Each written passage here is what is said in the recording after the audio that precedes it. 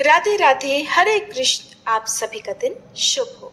आज दिनांक है 12 अक्टूबर और दिन है रविवार और आज कार्तिक मास के कृष्ण पक्ष की षष्ठी तिथि है। षष्ठी तिथि आज दोपहर 2:16 पर समाप्त होगी और बाद में सप्तमी तिथि प्रारंभ हो जाएगी। आज आप सुनेंगे कार्तिक मास महात्म्य का छठे दिन का अध्याय। उससे पहले आपको कार्तिक स्नान की कथाएं सुनाते हैं और कथा के अंत में आप सीता नितनेम की कथा भी जरूर सुनिएगा। अब सुनिए कार्तिक मास की तारा भोजन की कहानी। एक बार की बात है, किसी नगर में एक साहूकार था और उसकी एक बहू तारा भोजन करती थी। एक दिन उसने अपनी सास को कहानी सुनाने को कहा तो सास ने मना कर दिया और बोली कि मुझे अभी अपनी पूजा करनी है। उसने फिर अपनी जेठानी से कहा कि दीदी आप मेरी कहानी सुन लो। उसने भी मना करते हुए कहा कि मुझे तो अभी भोजन बनाना है।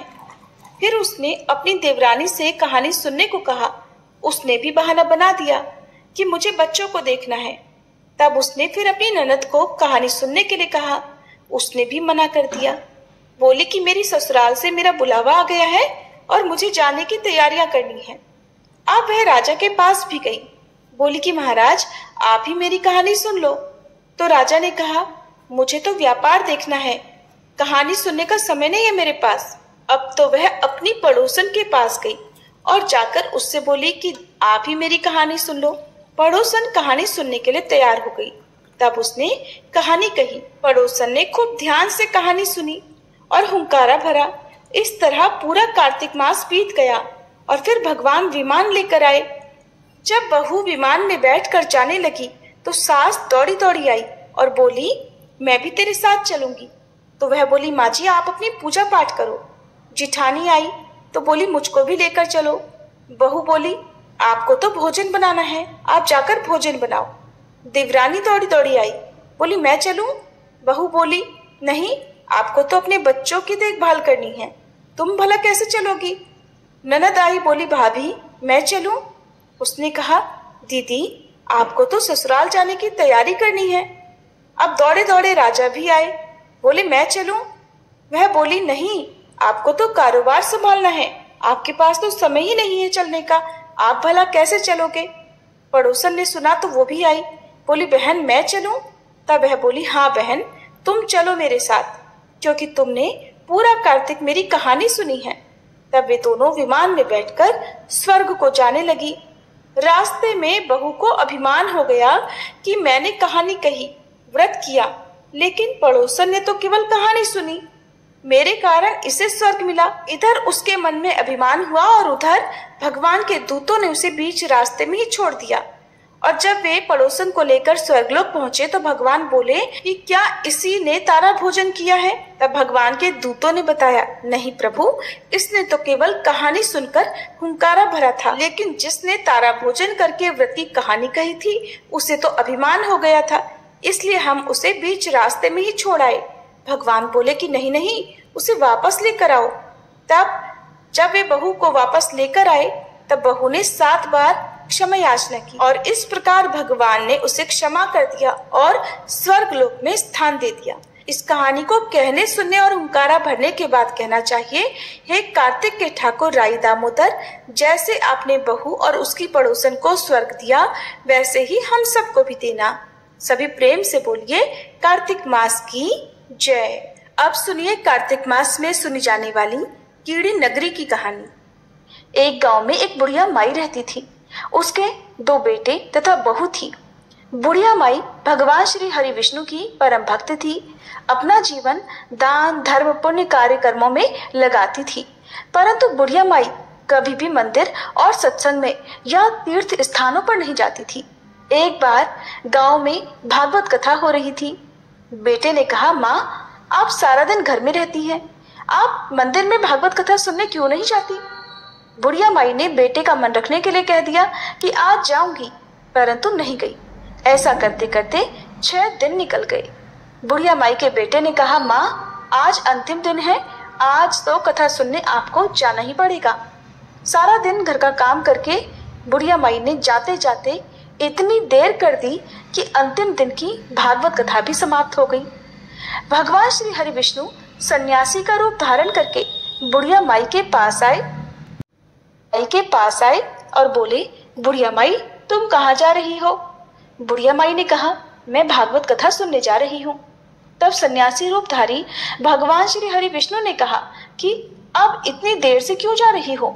वहां तो अब कथा समाप्त हो गई, अब वहां जाकर क्या करोगी? तब बुढ़िया माई ने कहा, अब घर से निकली हूँ तो जाकर ही आऊंगी। तब सन्यासी रूपधारी भगवान श्री हरि विष्णु ने कहा कि अब कथा समाप्त हो गई, भक्त लोग भी अपने अपने घर चले गए, अब तुम वहां से क्या लाओगी? तो बुढ़िया माई बोली, कुछ नहीं तो मैं वहां से एक ईंट ही उठा लाऊंगी। तो सन्यासी रूपधारी भगवान श्री हरि विष्णु बोले, तुम वहां से मिट्टी की ईंट लाओगी, उसके बदले मैं तुम्हें एक सोने की ईंट दे देता हूँ। बुढ़िया माई ने ईंट ले ली और घर की तरफ चल पड़ी और विचार करने लगी कि यदि ये ईंट मैं लेकर जाऊंगी तो बेटे बहू झगड़ने लगेंगे, इसलिए घर के आंगन में ही बाहर बुढ़िया माई ने वह ईंट जमीन में गाड़ दी। परंतु अब बुढ़िया माई का ध्यान उस ईंट पर ही रहने लगा। खाने पीने, घर के काम करने में सदैव बुढ़िया माई अपना ध्यान सोने की ईंट पर ही लगाए रखती। बेटे बहू ने पूछा, माँ पूरे दिन घर के आंगन में क्या करती रहती हो? तो बुढ़िया माई ने कहा, मैं तो आने जाने वालों को देखती रहती हूँ। और एक दिन बुढ़िया माई मर गई। यमराज के दूत बुढ़िया माई को लेने आए और बुढ़िया माई को लेकर धर्मराज जी के पास पहुंचे और धर्मराज जी को सारी बात बतलाई। धर्मराज जी ने बुढ़िया माई को कुतिया की योनि दे दी। अब बुढ़िया माई उसी पेड़ के नीचे बैठी रहती। बुढ़िया माई की बहू ने कहा, इस कुतिया को यहाँ से भगाओ, नहीं तो ये बच्चों को काट खाएगी। तो उसके बेटे ने उसकी पीठ पर एक लकड़ी मारी और बुढ़िया माई मर गई। फिर उसे सांप की योनि मिली। आंगन में सांप को देखकर बेटे बहू ने किसी को काट न जाए इसी डर से मार दिया। फिर बुढ़िया माई मरकर धर्मराज जी के पास पहुंची। बुढ़िया माई कीड़ी का रूप धारण करके अब उस आंगन में कीड़ी नगरा बना लिया। आंगन में कीड़ी नगरा हो गया। घर वाले बहुत परेशान हुए। घर वाले भोजन भी नहीं बना पा रहे थे। फिर मन ही मन भगवान का ध्यान करने लगे। तब भगवान श्री हरि विष्णु सन्यासी का रूप धारण करके आए और बोले कि कुछ खाने को दे दो।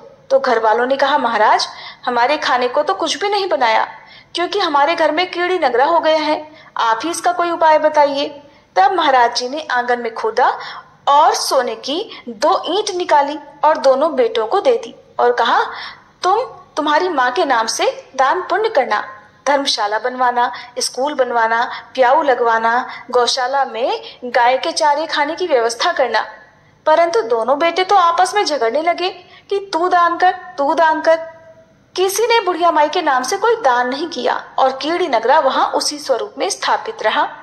कुछ दिन बाद सन्यासी वापस आए और बुढ़िया माई के बेटों ने भगवान स्वरूप धारी सन्यासी महाराज जी से कहा, हमारे घर की हालत तो वैसी की वैसी है, कीड़ी नगरा तो वैसे का वैसा ही है। तब साधु रूपधारी सन्यासी महाराज ने कहा, वह सोने की ईंट के टुकड़े लाओ और उन्हें बेचकर उनसे जो भी धन मिले उसे तुम्हारी माँ के नाम से दान पुण्य करो।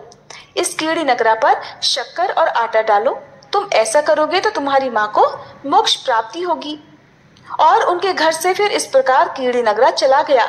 जो व्यक्ति सुबह आटा और शक्कर कीड़ी नगरे पर डालता है वह सदैव धनवान, पुत्र संपन्न, सुख शांति से जीवन यापन करता है। उसके घर में कभी कोई कष्ट नहीं आता।